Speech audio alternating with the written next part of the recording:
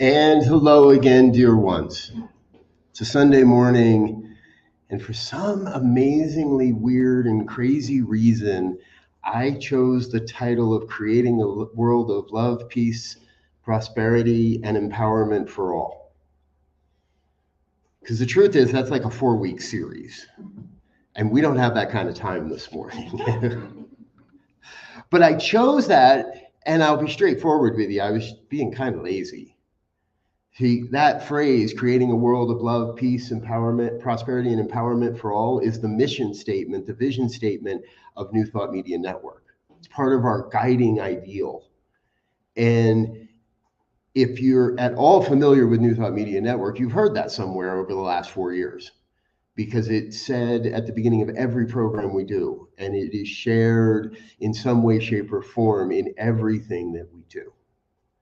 So I bring greetings today, not only from the New Thought Media Network, but also from the International New Thought Alliance, which is a wonderful, amazing, over 110-year-old organization now that I have been blessed to be invited to be a part of their board of directors this past summer. It's been a while since I've been here and seen all of you, so we got a little bit of news to share. And I also bring greetings from the affiliated New Thought Network, also known as NTMN, where I also sit on the board. Which made me kind of think, as I was sitting here this morning listening to the music, I heard this voice say, and you're bringing greetings from the time beyond this timeline. I bring greetings from the time beyond this timeline. Because while I cannot and will not try to speak in 30 minutes about all 4 of those pieces of our title today, creating a world of love, peace, prosperity, and empowerment for all, what I do believe I can speak to is a vision of what happens when we get there, a little bit of how we can get there. If you're sitting within 10 feet of my wife right now, you can hear her saying, okay, I want to know how we do this stuff, not just what we're going to do. From my perspective, the world sits at the nexus of a great change. Would you agree with that? Yeah. Now, regardless of how we want to frame that change, some people frame that change talking about the environment, but some people frame that change talking about politics, some people frame it talking about civil rights or human rights, or, oh my God, he said it, there we are, we're going to talk about human rights again. No. What I want you to be, what I want you to consider, what I invite you to dive into today is something a little different. Hey, that phrase, creating a world that works, creating a world of, it sounds eerily familiar to a lot of mission statements I've heard in the last handful of years. Right, even here in the Denver metro region, we have other communities that have used a phrase similar to that. At the national level, we have organizations that use phrases that are similar to that. And it all comes back to a little book that was written by a man who I've had the pleasure to interview a few times now, Sharif Abdullah. And in 1999, he published Creating a World That Works for All. Now, that was back in 1999. Along the way, we now have, creating a world that works for everyone, creating a world that works better for people, and over time, I've had this chance to sit with Sharif virtually a few times, and eventually I got to the question with him. I was like, okay, we're 20 years out. We're more than 20 years out since you wrote that. Are we getting anywhere?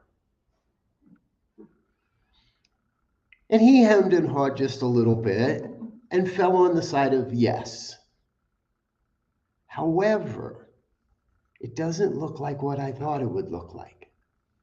Okay, so what would you change? And his eyes lit up and he said one word. I would add the word life. Creating a world that works for all life. John, if you would bring up that Sharif slide, please, for us. A world that works for all is not achievable without restructuring our priorities, our attitudes, and our culture.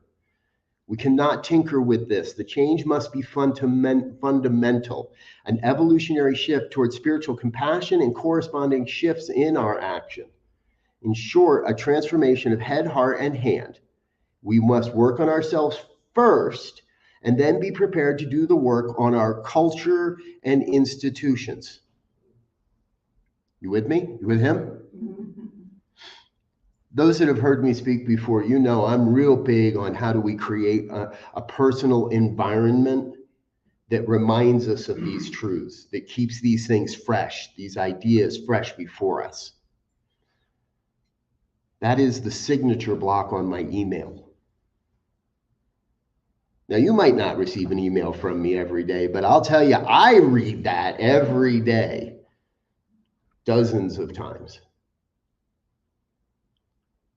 As we navigate this great shift, I have to invite you to create that environment, however it might be, technologically, in the plants that you have in your home, in your office, in the signs and the symbols that you hang in your office, in your home, around your neck, whatever it might be. Let yourself create the vision of the time beyond this timeline,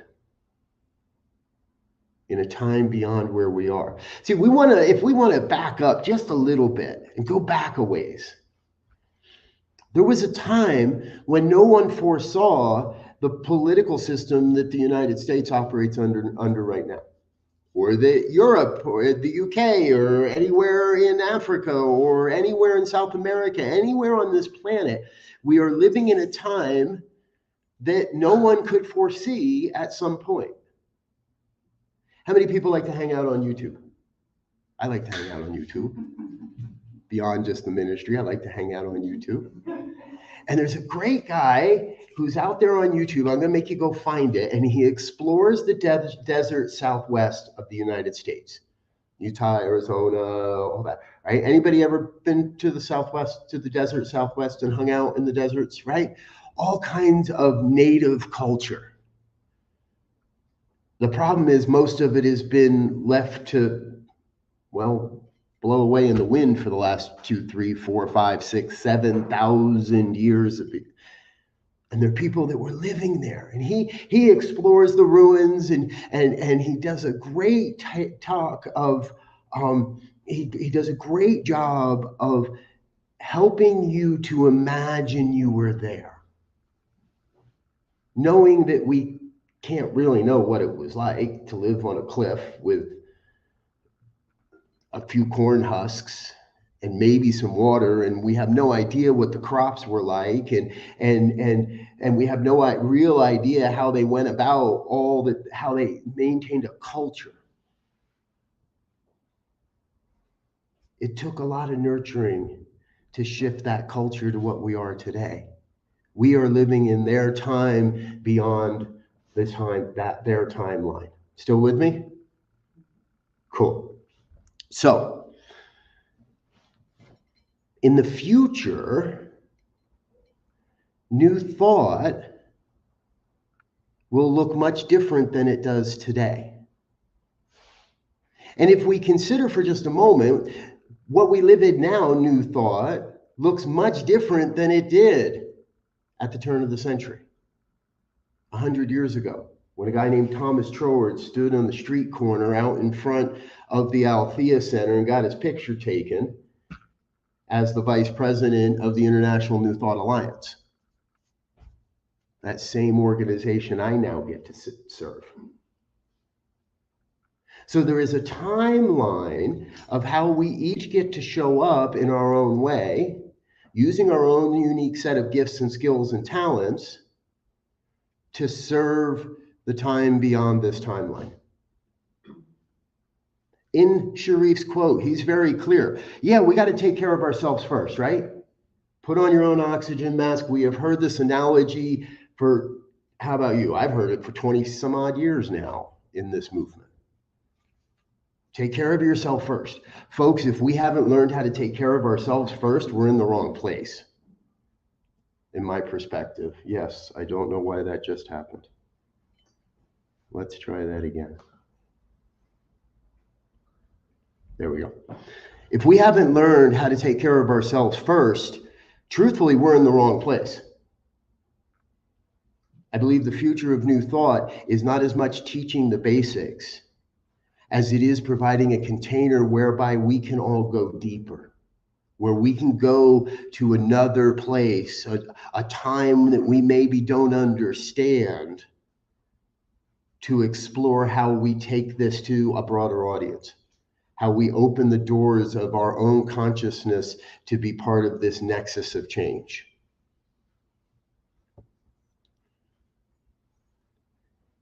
And along my journey, I've been told so many times that, changing culture is a long and messy job. You might have heard that somewhere too. I don't believe that. I used to buy into that.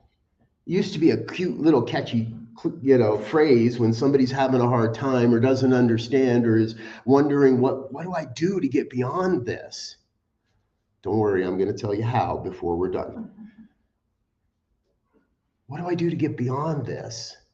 And we would say, well, it's a long and messy journey sometimes, and you're just going to have to wait it out. And no, bull. Double down on your spiritual practice. Double down on the expansion of your consciousness. Double down and don't take no for an answer. Stand up and stand out.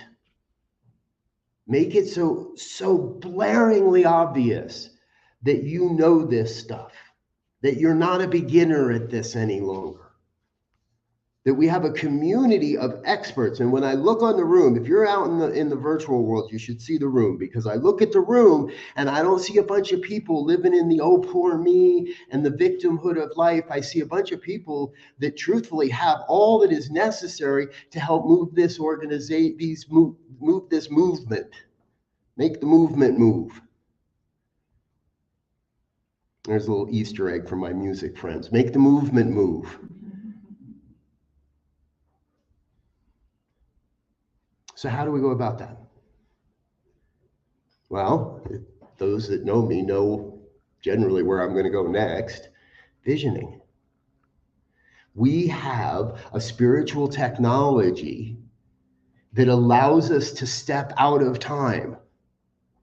It's actually intentionally designed by Reverend Dr. Michael Bernard Beckwith to help us step out of the timeline we are in and envision and tap into and catch a glimpse of the timeline that is yet to be. Where we're going, what we're doing. So how do you specifically get there? How do you do this? How do you be part of this change? Sorry, I don't know. I know I promised you I was going to tell you, but I don't know. I don't know how you're going to do it. But I know there is that within you that does know. I know there is that within you that does know what is your unique gift to give. What are the gifts and the skills and the talents that you are here to share? What is that amazingness within you that only you can give? And I do know how you can find that. Visioning. I'm starting to change the term, by the way, just a little bit. So if anybody hears this or you catch this in any of my writings online or anything, I'm looking at visioning from a different lens, and I'm saying it's meditative inquiry. Meditative inquiry. I move myself into a meditative state, and then I inquire. A long time ago, a dear friend walked out onto the stage in California at a Silomar conference, and walked out onto the stage and opened his talk by saying, straightforward, the quality of your life is directly proportional to the quality of your questions. Need to hear that one again? Yeah. The quality of your life is directly proportional to the quality of your questions. How many people have ever asked a teenager a question and gotten I don't know? That doesn't mean you weren't asking a quality question, by the way. But think about how when you ask a teenager a question and you get an I don't know, you still want an answer, right? So you got to rephrase the question. You got to ask the question in a different way. You got to ask a different, you got to change the quality of the question. If I ask the universe, why is this happening to me? Generally get a teenager say, I don't know. What's in your consciousness? Which is here on planet Earth, what we call the metaphysical slab. We don't do that to each other, or if we do, we help each other remember that's not what we do to each other in the human form. So if we are in a place where we don't know, the questions become the key. What is the highest vision for my life? What must I become in order to experience this vision? What needs to be let go of so we can all embrace this and experience this vision? What needs to be embraced? What is mine to do? What information needs to be here? What is the most important thing for me to begin or for me to complete? Where am I being called to serve or to give? Not just, would you like to supersize that?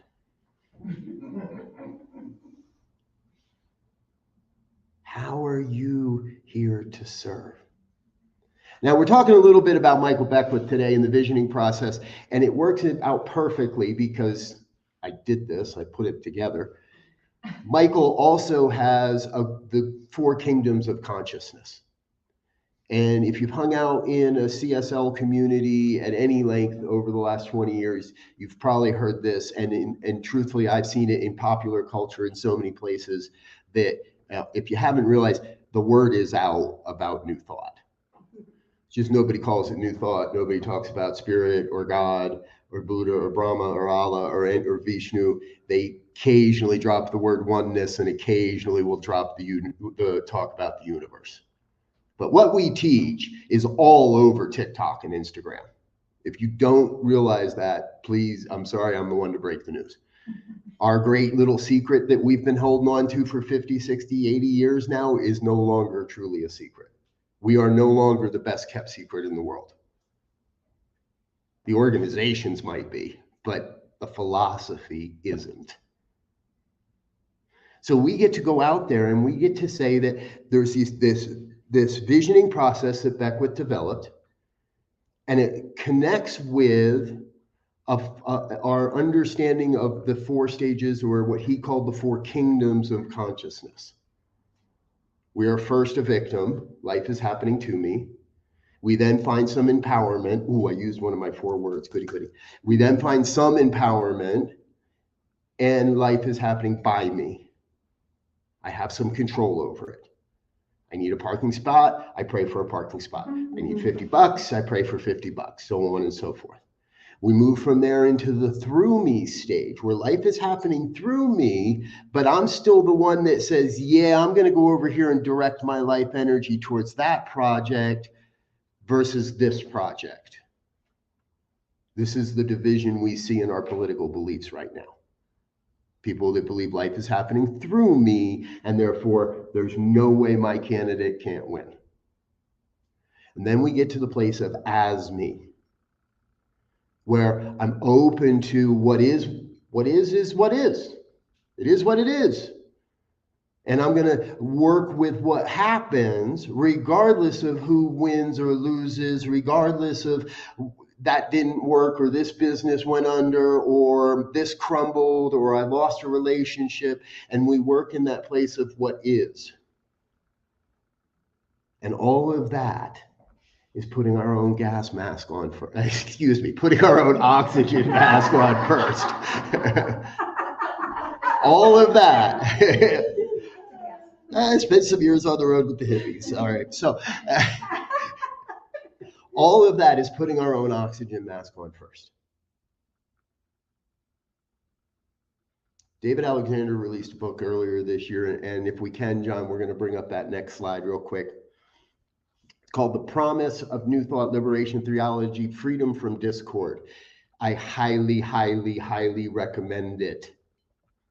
If you don't have $16 to get it on Amazon, borrow it, find it. And he talks about taking us to a fifth consciousness. So he changes it to the fifth realm.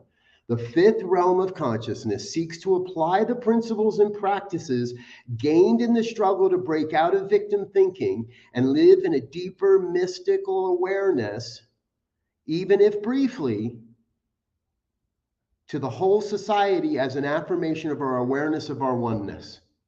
Gone is any dense, typo, my fault, any sense of, I got my enlightenment, you go get yours. And in its place is a sincere desire to serve humanity in specific and tangible ways. No excuse for the typo. I did it this morning. That's why my camera was still on in my office in the studio when some of us came to the virtual studio. Bring that back up for me, would you, John, real quick? Apply the principles and practices we have gained. Thank you. Apply the principles and practices we have gained through the basics. Center for Spiritual Living. How long you guys been here now? It's an organization, not in the, like all the way back. 27 years. And in that time, this organization has taught countless people across the Denver metro region the basics. And not one of them has forgotten that. Not one of them had walked away going, oh, well, that was a waste of 5 years, or oh, that was a bunch of bull, or this has been a beacon of the growing edge of new thought from its very inception. We know that. We can go back and look at the records, the archives, the written record of this community and see how this thing was started by looking at a time such as this. Looking beyond the time of that timeline into this timeline. And what I firmly believe, and I know it by speaking with Reverend Elzia, I know it by when I hear the stories of what happened in this room last Sunday, I know it by your willingness to consistently look into the future and say, how can we best serve? Now that's a quality question. How can we best serve the emergence of this thing called new thought? I was in a conversation recently. I get into a lot of really wild speculative conversations, by the way. You know, that what if this goes away? What if this doesn't? What if this rises up? What if that really happens? I get into a lot of these crazy, crazy questions, conversations. And out of those come some fairly unique questions. And I'm going to keep talking because the one I wanted to share with you just flew right out of my head as I was trying to explain why we were getting to that question. But it'll come back at some point. I promise you. That's the way this works. So in this question, there are a lot of people that are asking, what happens next? And in one of those conversations, see, it just came back. In one of those conversations, somebody suggested, well, what if we all stopped calling ourselves a Center for Spiritual Living or a Unity Center or a religious science community? What if everybody, and I don't want to take anybody's identity away from them, right? Nobody wants to say, oh, you got to throw away everything you've been for 27 years and start being something different. No. But the question was, what if we all just start adding a little tagline and say we are a new thought community?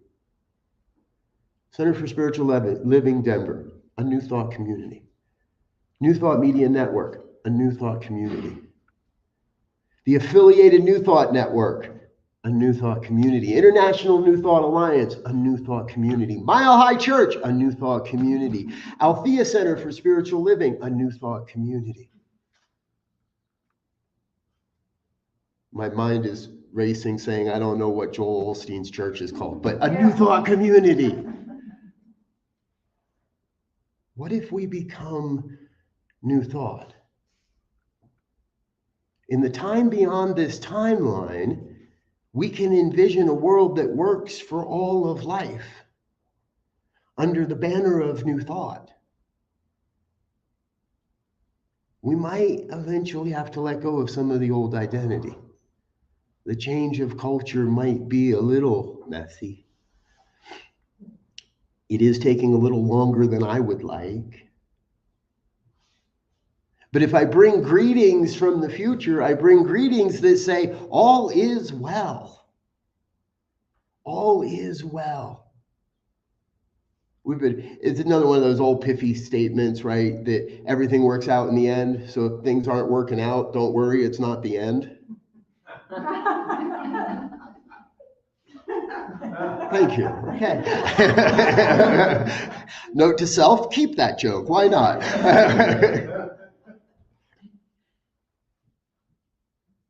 I know there are things in the New Thought movement right now that can very easily be translated as, oh my God, this is horrible and no good, rotten day.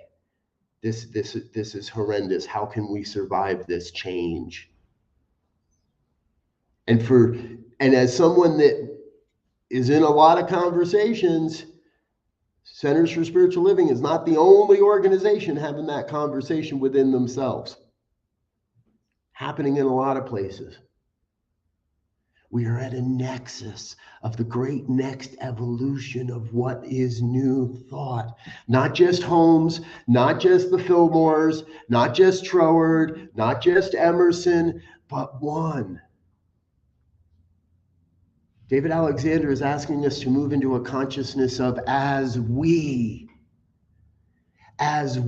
go forward, as we bring this philosophy to the world, as we support people in waking up to their own magnificence. Where can we go? I invite you to imagine that, not just today. Make it part of your environment. Find a way to make it part of your email signature. Hey, I didn't have to make it full screen that time. It came back quickly. And if you want to know how, come vision with me. Come vision with me. Every Monday morning, 7 a.m. Mountain Time. I know for Mountain Time that feels kind of early, but look at it this way, at least you're not in Hawaii or the West Coast. So come vision with me. You can find us on Facebook, you can find us on YouTube, do a search, New Thought Media Network, we shall show up. If not, there's links on your website to go to our website, actually, because I consider this a sister. LZ and I have talked about this. I love you guys. I consider you a sister organization, and I thank you every time. You know what you're getting into when you invite me to speak. So I thank you every time you invite me to come back and speak again. Come vision. Spend 45 minutes on a Monday morning with me. And I guarantee you, if you do that a handful of times, you're going to find out what is yours to do. You're going to have a better idea of what unique set of gifts and skills and talents you are here to share with the world. And if I do my job right, you're going to be inspired to go out there and share those gifts with the world. And folks, that is how we create a world that works for all life. If you're in a comfortable place to close your eyes, please do so and join me in prayer.